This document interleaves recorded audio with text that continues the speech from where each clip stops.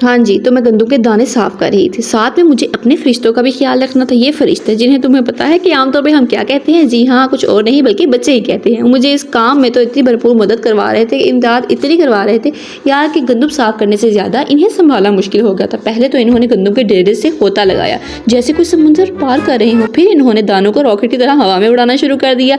थोड़ी देर बाद वो दानों को खाने लगे जैसे कोई महँगा नाश्ता खा रहे हों, जैसे कभी-कभार आप भी करते हो।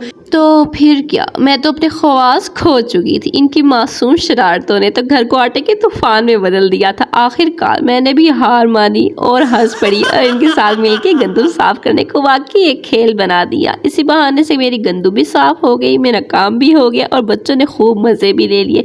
असल में आजकल की जो दुनिया चल रही है वो सोशल मीडिया पे ही चल रही है। बच्चे तो स्पेशली कार्टून्स के शौकीन और ऐसी वैसी एक्टिविटीज़ से बहुत दूर है।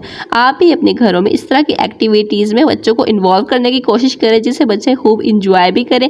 माएँ तो वैसे ही इंजॉय करती हैं और बच्चों का रुझान टीवी या मोबाइल की तरफ बहुत कम हो जाएगा। इनके लिए भी अच्छा है और आपके लिए भी अच्छा।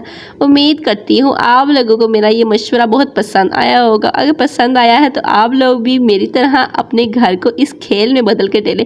नो डाउट कि ये किसी शेर के मुंह में हाथ डालने से कम नहीं था, लेकिन आप लोग भी ट्राई कर लें। ट्राई करने में कोई हर्ज तो नहीं है। क्या ख्याल है दोस्तों?